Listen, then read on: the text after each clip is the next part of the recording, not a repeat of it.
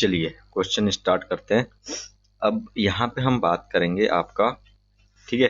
देखो अभी तक मैं पहली चीज बता देता हूँ, अभी तक के हमने यहाँ पे लगभग 65 के लगभग क्वेश्चन लेक्चर डाल चुके हैं, जिसमें मैं बोलूँ तो 2000 से भी ज्यादा क्वेश्चन हो चुके होंगे, बिल्कुल, है ना। तो आपको जाना है और देखना है वीडियोस, लेक्चर्स देखिए, प्रीवियस ईयर क्वेश्चंस लगाइए, जिससे आपको पता चलेगा कि क्वेश्चन का जो लेवल है वो कहाँ कहाँ से पूछ रहा है, ठीक है। तो चलिए स्टार्ट करते हैं।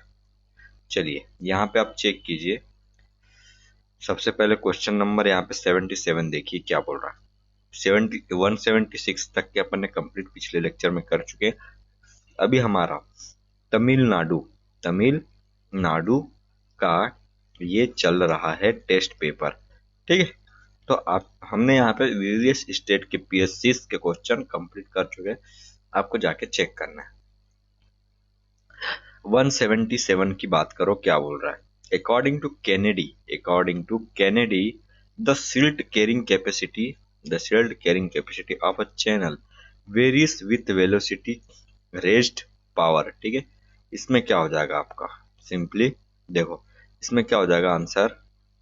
चलिए तो यहाँ पे इसका आंसर आपका 177 का सिंपल क्या हो जाएगा, ठीक है। इसका हो जाएगा आपका क्या, सी 2/3 आपका यहाँ पर आंसर होता है, ठीक है। 2/3 यहाँ पे सिंपल आंसर हो जाता है, राइट। चलिए नेक्स्ट बात करते हैं। चलिए तो यहाँ पे आपका सिंपल आंसर क्या हो जाएगा, देखो 2/3 ये आंसर हो गया। नेक्स्ट क्वेश्चन देखना, the rise in the maximum flood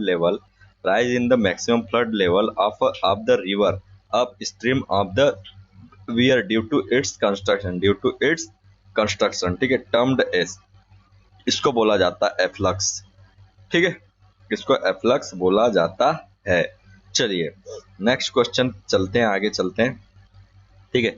the intermediate sight distance for a highway with headlight sight distance of 70 metre, ठीक है। तो इसका आईएसडी होता क्या एक्चुअली में, आईएसडी होता है आपका सिंपल, आईएसडी होता है आपका 2 × SSD या फिर HSD, राइट। तो इसका हो जाएगा 2 मल्टीप्लाई आपका 70, 140 मीटर यहाँ पे आपका आंसर हो गया।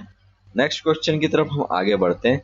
180 की बात करो जल्दी से, क्या बोलता है यहाँ पे, चेक करना है, ठीक है। क्वेश्चन बहुत शानदार है, ठीक है, लेवल आपका बहुत ही मिलता जुलता ऑल एग्जाम से रिलेटेड ही है।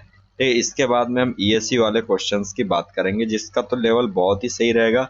यदि आपने ईएससी के क्वेश्चन अच्छे से लगा लिए तो समझो कि आपके लिए कोई भी एग्जाम ज्यादा कठिन नहीं हो रहेगी, ठीक है। चलिए the value of mechanical widening for a highway, ठीक है। मैकेनिकल वाइडनिंग एक्चुअली में आपको फार्मूला पता होना चाहिए, WM, ठीक है। मैकेनिकल वाइडनिंग ये होता है NL का square divided by 2R, mechanical widening ये होती है, ठीक है।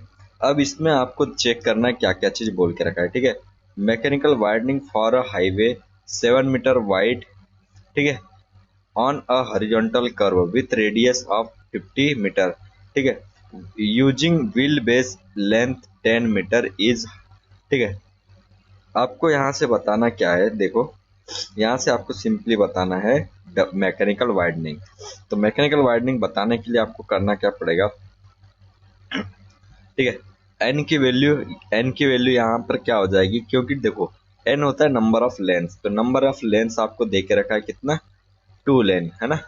चेक कीजिए, mechanical widening for highway 7 metre wide है ना, तो 7 मीटर वाइड का मतलब 2 लेन हो गई, ये बात समझ के चलो, ठीक है।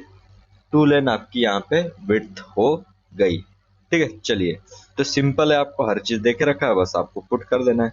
2 × 10 का स्क्वायर डिवाइडेड बाय 2 × R बोले तो रेडियस बोले तो, ठीक है, 50, ये आपका यहाँ पे आंसर हो गया। नेक्स्ट क्वेश्चन की तरफ आगे बढ़ जाते हैं, ठीक है। नेक्स्ट क्वेश्चन की तरफ आगे बढ़ जाते हैं, चेक करो 181 में देखना, the temperature at which ductility test is conducted is, ठीक है। डक्टिलिटी मतलब आपका टेस्ट जो कंडक्ट किया जाता है तो कितने डिग्री पे किया जाता है, 27 डिग्री पे ये चीज किया जाता है, समझ गए बात। 27 डिग्री पे आपका डक्टिलिटी टेस्ट किया जाता है।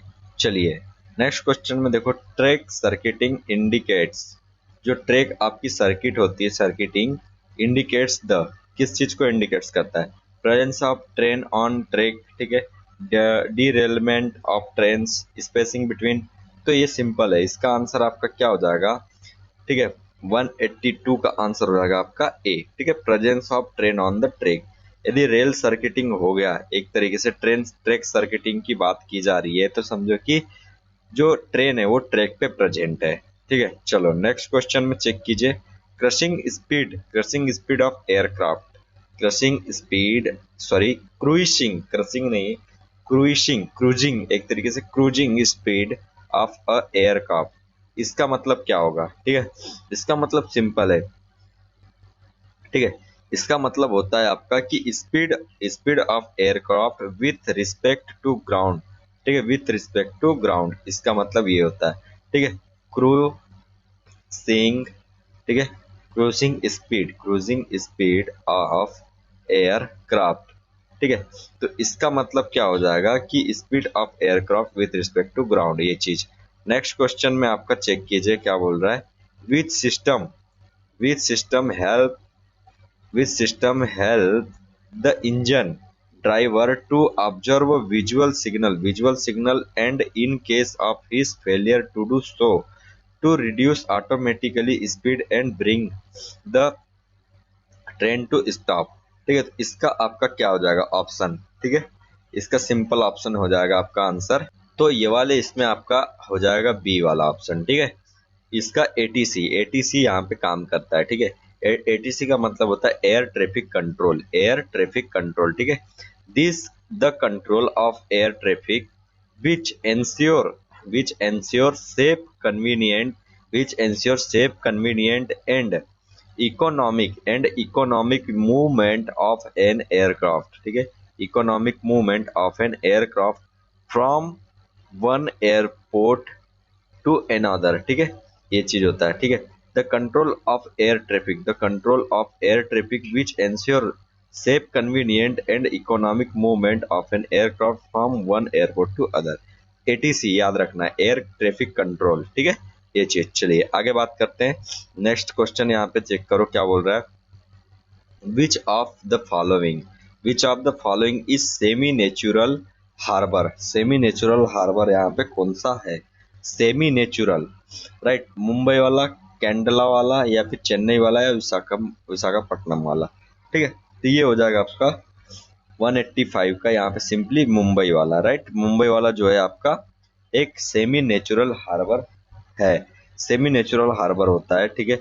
नेचुरल हार्बर का मतलब क्या हो गया, नेचुरल हार्बर का मतलब ये है आपका न्यूयॉर्क हार्बर इन यूएसए, ठीक है, देन आपका मुंबई हार्बर, उसके बाद में सेमी नेचुरल हार्बर होता है विशाखापट्टनम इन इंडिया, ठीक है, विशाखापट्टनम इन इंडिया, ठीक है, प्लायमाउथ इन इंग्लैंड, फिर उसके बाद में artificial harbour Madras harbour in India and Jebel Ali in Dubai, ठीक है। तो इसका ऑप्शन आपका सिंपली क्या हो गया यहाँ पर, ठीक है, इनने सेमी नेचुरल बोल के रखा है, राइट, सेमी नेचुरल, तो सेमी नेचुरल हार्बर तो आपका विशाखापट्टनम में है ना, ये विशाखापट्टनम हो जाएगा, ये मुंबई वाला यहाँ पे नेचुरल हार्बर है, ठीक। चलो आगे बढ़ते हैं,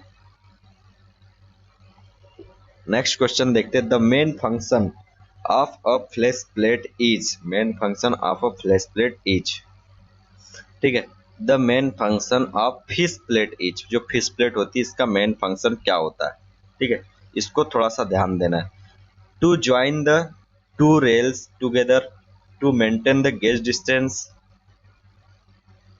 तो इसका ऑप्शन क्या हो जाएगा 186 में, सिंपल क्या हो जाएगा, फिश प्लेट होती क्या है, fish plate are used at rail, ठीक है, joints, right, in order to maintain continuity of rail joints, it also allow thermal contraction, ठीक है, and thermal expansion, these have these have shape resembling, these have shape resembling to fish and are made up of steel। ठीक है, ये चीज हो गया। तो यहाँ पे ज्वाइंट करने के लिए फिश प्लेट का यूज किया जाता है। ठीक है, फिश प्लेट का यूज किया जाता है टू रेल को आपका टुगेदर ऐड करने के लिए। नेक्स्ट क्वेश्चन में चेक करो क्या बोलता है। The length of a standard crossing in India of broad gauge and metre gauge track is same for. ठीक है, तो इसका आंसर है आपका 187 का सी। ठीक है, 1 in 12 B, 1 in 12 B and 1 in 8। ठीक है, 1 in हाफ 8 एंड हाफ। ठीक है, मीटर गेज, ये चीज ध्यान रखना है। ठीक है, 1/12 किसके लिए? ब्रॉड गेज के लिए। ब्रॉड, ब्रॉड में बी आर आ रहा है, बी आर मतलब 12। ठीक है, ब्रॉड गेज में 12, 1/12। और मीटर गेज में आपका 1 in 8, मीटर गेज में आपका 1 in 8। ठीक है, मीटर में आपका इस तरीके से देखो, मीटर में एम है, एम में मैंने क्या किया, इस तरीके से ये कर दिया, बन गया 8। ठीक है, 1 in 8, इस तरीके से आपको याद रख लेना। चलिए आगे बढ़ते हैं। चलिए यहाँ पे क्वेश्चन चेक करना क्या बोल रहा है। विंड रोज, विंड रोज जो होता है, विंड रोज किसके लिए यूज किया जाता है? ठीक है, construction of taxiway, orientation of runway, orientation taxiway, orientation of terminal buildings. ठीक है, सिंपल है, इसका आपका यूज किया जाता है आपका 188 में सिंपली यूज किया जाता है बी का, ओरिएंटेशन ऑफ रनवे। रनवे के लिए विंड रोज डायग्राम बनाया जाता है। ठीक है, रोज में आर है इसलिए यहाँ पर रन। ठीक है, रोज, रोज में आपका क्या है, आर है, इसलिए आपका यहाँ पे आर। ठीक है, इस तरीके से। Dry dock is meant for, dry dock is meant for. ठीक है, इसका मतलब क्या होता है ड्राई डॉक का मतलब? ठीक है, कैरिंग आउट ड्रेजिंग ऑपरेशन। ठीक है, इसका सिंपल आपका ऑप्शन हो जाएगा 189 का। सिंपली देखो क्या बोलता है, dry dock is meant for. ठीक है, तो इसमें ड्राई डॉक का मतलब होता यह है कि docks which are used for repair of vessels are known as dry docks. ठीक है, सिंपल बात है। ठीक है, तो इसका आपका यहाँ पे हो गया C option, carrying out minor repair works of ships. ठीक है, ये चीज। अब इसमें क्या होता है, एक वेट डॉक्स होता है। वेट डॉक्स का मतलब होता है docks which is used for, ठीक है, berthing of vessels of facilitate loading and unloading of passengers and cargo are known as net dock। ठीक है, the sorry net नहीं, wet dock। ठीक है, the water level inside the wet dock is more or less constant। ठीक है, ये चीज यहाँ पे आपका होता है डॉक। ठीक है, चलिए नेक्स्ट क्वेश्चन चेक कीजिए 190 वाला। working out the exact quantity, working out the exact quantities of various items of work is known as। ठीक है, working out the exact quantities of various item of works is known as, इसका क्या हो जाएगा? ठीक है, अपने को बताना क्या है, working out the exact quantities. ठीक है, of various item of work is known as estimating, valuation, mensuration and आपका क्वांटिटी सर्वेइंग। तो इसका सिंपल है 190 का आपका आंसर हो जाएगा क्वांटिटी सर्वेइंग। ठीक है, इसका आंसर हो जाएगा आपका क्वांटिटी सर्वेइंग। ठीक है, working out the exact quantities of various item of work is known as quantity surveying. Next question check कीजिए 1। ठीक है, इसका सिंकिंग फंड कोएफिशिएंट इज, ठीक है, सिंकिंग फंड कोएफिशिएंट इज, तो इसका सिंपल ऑप्शन आपका क्या हो जाएगा, I/1 + I⁻n-1। ठीक है, इसका आपका आंसर हो जाएगा सिंपली बी। राइट, ये आपका यहाँ पे फार्मूला होता है सिंकिंग फंड फैक्टर। तो यहाँ पे मैं आपको चीजें बता देता हूँ, ये चीज कहाँ से निकल कर आती है। F = P1 + n⁻r या n। ठीक है, ये चीज आपका होता है। तो ठीक है, यहाँ पे आई कर लेते हैं। ठीक है, ये चीज। अब यहाँ से आपका होता क्या है, P इक्वल्स टू आपका फार्मूला होता है A, ठीक है, 1 प्लस आई की पावर n माइनस में आपका 1 डिवाइड में आपका क्या हो जाएगा, डिवाइड में आई 1 प्लस आई की पावर n, 1 प्लस आई की पावर n। ठीक है, ये चीज आपका यहाँ पर हो गया 1 प्लस आई की पावर n माइनस, ठीक है, -1 और डिवाइड में आपका आई 1 प्लस आई की पावर n, ये चीज यहाँ पर निकल कर आ गई। राइट, अब आगे बात करो जरा थोड़ा। a इक्वल्स टू होता है f, a equals to f, ठीक है, आई, ठीक है, डिवाइड में आपका 1 प्लस आई, 1 प्लस आई की पावर n माइनस में 1 और यहाँ पे, ठीक है, ये ब्रैकेट हो गया, सिंपल। अब यहाँ पे जो करना क्या है, आपको करना क्या है, यहाँ पे कर दो सिंपली a बाय एफ। ठीक है, तो सिंपल आपका निकल कर आ गया क्या, 1 प्लस आई की पावर n माइनस में 1, यही होता है आपका सिंकिंग फंड फैक्टर। ठीक है, तो ये आपको इतनी चीज आपको यहाँ पे चेक करनी है। क्या क्या चीज चेक करनी है, सिंपल देख लो एक बार, आप यहाँ पे देख लो, देखो। ठीक है, यहाँ पे आपको चेक करनी क्या है, वो चीज मैं यहाँ पे बता देता हूँ। राइट, एफ इक्वल्स टू ये वाला फार्मूला आपको पता होगा। ठीक है, ये फार्मूला तो पता ही होगा। फिर उसके बाद में ये फार्मूला आपको याद कर लेना है, सिंपल 1 प्लस आई की पावर होल की पावर n माइनस में 1, ये फार्मूला। उसके बाद में आपका आई ब्रैकेट के अंदर आपका 1 प्लस आई की पावर n, ये चीज हो गया। फिर उसके बाद में चेक करो आगे, a equals to F I की पावर, सॉरी आई बाय, ठीक है, आई डिवाइडेड बाय आपका 1 प्लस आई की पावर n माइनस में 1, ये कहानी हो गई। नेक्स्ट, ठीक है, बस यहाँ से आपको ये चीज कर लेना है बस। तो आपको पता होना चाहिए P इक्वल्स टू ए और यहाँ पे 1 प्लस आई की पावर n, और कुछ पता वता करने वाली चीज वाली कोई बात ही नहीं है। मैं यहाँ पे एक चीज बता देता हूँ एक बार फिर से, देखो यहाँ पे याद रखने की कैसी चीज है, याद रखने का क्या फंडा है मैं बताता हूँ।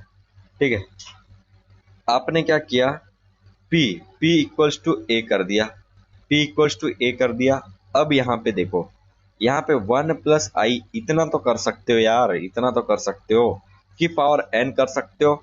यहाँ पे प्लस ये 1 था तो यहाँ पे माइनस कर सकते हो, नीचे में आई कर सकते हो, और ये चीज तो कर सकते हो भाई मेरे 1 प्लस आई की पावर n, इतना कर सकते हो। बस यही चीज तो आपका फार्मूला था।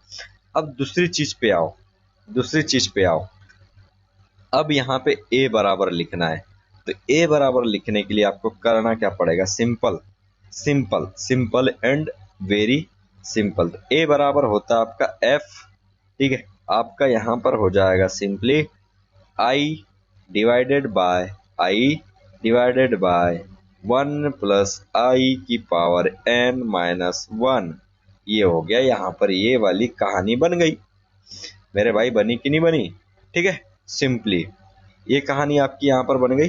अब यहाँ से आप कर दो क्या, a बाय एफ इक्वल में यहाँ से i डिवाइड में 1 प्लस आई की पावर n माइनस 1। ठीक है, तो ये आपका यहाँ पे आंसर हो गया, सिंपल।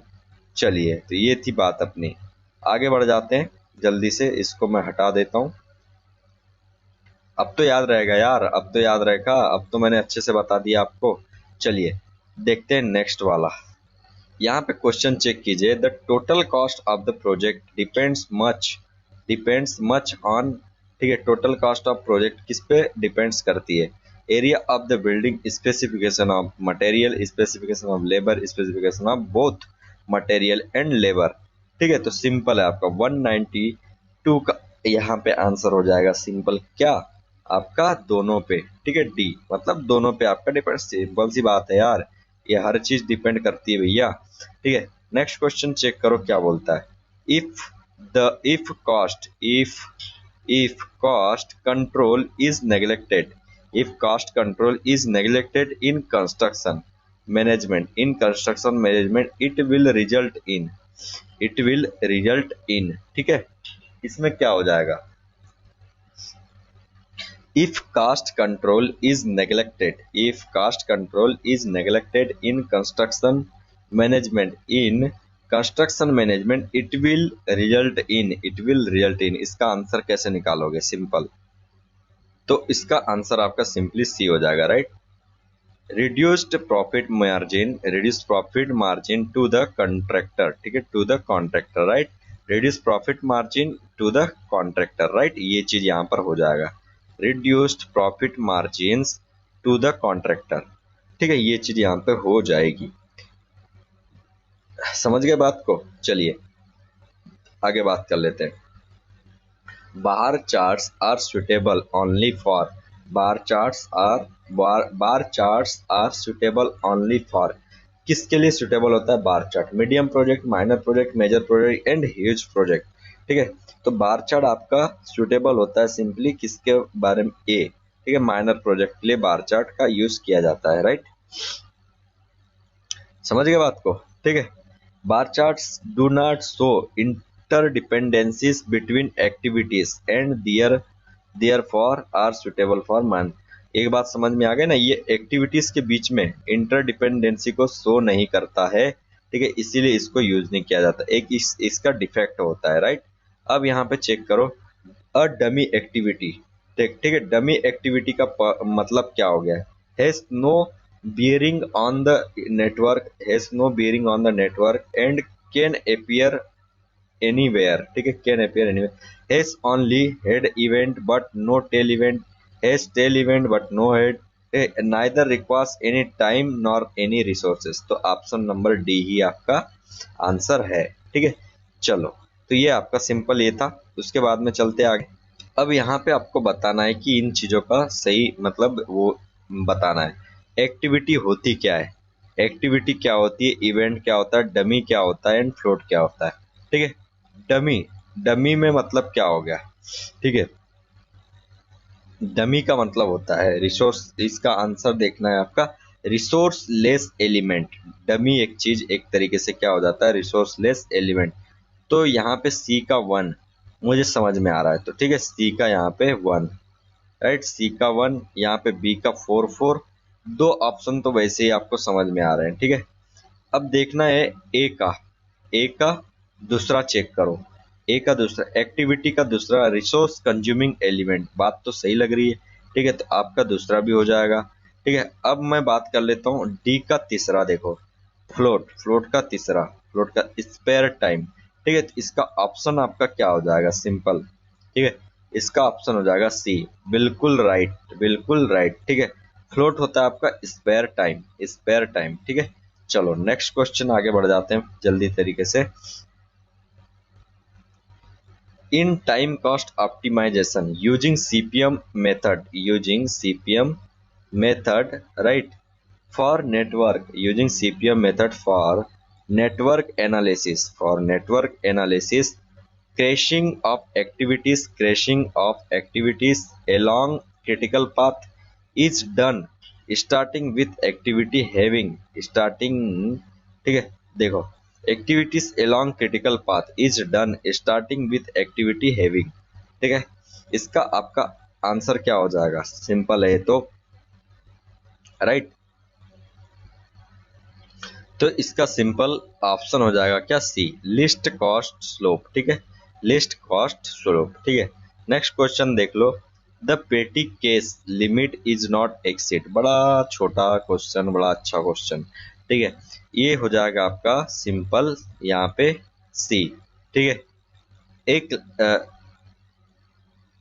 एक लाख है ना, 1 लाख के ऊपर यहाँ पे चीजें नहीं जाती है, पेटी कॉन्ट्रैक्टर जो होता है उसमें, ठीक है, पेटी कॉन्ट्रैक्टर जो होता है उसमें सिर्फ 1 मिनट है ना, 1 मिनट, सही बात, ठीक है। सी आपका नहीं है, 50,000 यहाँ पे होता है, एक चीज याद रखना, 50,000, ठीक है। पेटी 50, ठीक है, पेटी 50 ऐसे याद रख लो, पेटी का मतलब 50, ये चीज आपको ध्यान रखना है। चलो नेक्स्ट क्वेश्चन में देख लो, cost slope is the ratio of, ये किसका रेशियो होता है, कॉस्ट स्लोप जो होता है वो किसका रेशियो होता है, ठीक है। मैं बता देता हूँ, कॉस्ट स्लोप आपका सिंपली रेशियो होता है आपका C C minus C N divide में आपका T N minus T C, ठीक है। C minus C N divide में T N minus T C, ठीक है। ये आपको ध्यान रखना है, C minus C N divide में T N minus T C, right. C minus C N divide में T N minus T C, ये चीज आपको यहाँ पे याद रखनी थी। कुछ बात समझ में आ रही है? चलो ठीक है। तो इसका ऑप्शन आपका क्या हो जाएगा, सिंपल। यदि मैं इसको लिखूं, ये जो सीसी क्या है, सीसी है आपका यहाँ पे crash cost minus normal cost, ठीक है। Normal time minus crash time, ठीक है। ये चीज आपका ऊपर में कॉस्ट है और नीचे में टाइम है, ऊपर में कॉस्ट है नीचे में टाइम है, ठीक है। और अल्टीमेट आपका increase in cost divided by decrease in time, increase in cost decrease in time, ये चीज हो जाएगा। अब नेक्स्ट क्वेश्चन चेक करो जल्दी से, ठीक है। Next question and last question, ठीक है। क्या बोल रहा है, फॉलोइंग स्टेटमेंट ऑफ नेटवर्क से रिलेटेड आपकी स्टेटमेंट आपको बताना है, ठीक है। Only one time estimate is required for each activity, ठीक है। तो इसका सिंपल यहाँ पे चेक करना, only one time estimate is required for each activity, three time estimator for each activity, time and cost are both controlling factors, it is built up event oriented diagram. इसका simple option क्या हो जाएगा, simply इसका option हो जाएगा यहाँ पर ए, मतलब 1 and 3, ठीक है। मतलब ए वाला one time estimate is required for each activity, ठीक है। ओनली वन टाइम अपने को ये चीज की रिक्वायरमेंट पड़ती है, ठीक है। एक्टिविटी को निकालने के लिए वन टाइम लगता है, ठीक है। उसके बाद में टाइम एंड कॉस्ट दोनों यहाँ पे कंट्रोलिंग फैक्टर होते हैं, टाइम एंड कॉस्ट दोनों कंट्रोलिंग फैक्टर होता है। अच्छा, थ्री टाइम एस्टिमेट हम किस में करते हैं, पर्ट में करते हैं, ठीक है। पर्ट में आपको ये चीज करना पड़ता है, थ्री टाइम एस्टिमेशन, ठीक है, ये चीज। और पर्ट जो है आपका एक इवेंट, पर्ट जो है आपकी वो इवेंट ओरिएंटेड डायग्राम है। पर्ट जो है आपकी, पर्ट मतलब पार्टी, एक तरीके से पार्टी जो है एक इवेंट ओरिएंटेड डायग्राम है। और वहीं पे सीपीएम जो है एक्टिविटी ओरिएंटेड डायग्राम है, सीपीएम आपका एक्टिविटी ओरिएंटेड डायग्राम या डायग्राम होता है, ठीक है। तो ये था हमारा तमिलनाडु का क्वेश्चन पेपर, जो कि 200 क्वेश्चन थे और सक्सेसफुली हमने आज खत्म कर किए हैं। तो इसमें बहुत ही ज्यादा बधाई हो आपको, क्योंकि 200 क्वेश्चन आप यहाँ पे कर चुके, समझ रहे हो। यदि कोई यहाँ पे हमें देख रहा होगा भाई, तो उसके लिए तो ये चीज बहुत ही ज्यादा क्या ग्रेटफुल एंड पीसफुल होगा, क्योंकि इतने क्वेश्चन स्टूडेंट लगाते नहीं है, राइट। तो यदि आपने लगाए हैं तो आपके लिए बहुत बहुत ही अच्छी बात है। तो हमारे साथ में बने रहना आपको, क्योंकि मैं इसके बाद कुछ न्यू टॉपिक यहाँ पे लेके आने वाला हूँ ईएससी से रिलेटेड, ठीक है, जो कि अल्टीमेटली आपका बहुत ही ज्यादा आपके लिए बूस्टिंग का काम करने वाला है, ठीक है। तो हमारे साथ जुड़े रहिए, देखते रहिए हमारा चैनल, और सब्सक्राइब कीजिए, वीडियो को लाइक कीजिए, शेयर कीजिए, और हमारे साथ में बने रहिए। थैंक यू फॉर वॉचिंग, मिलते हैं नेक्स्ट लेक्चर में।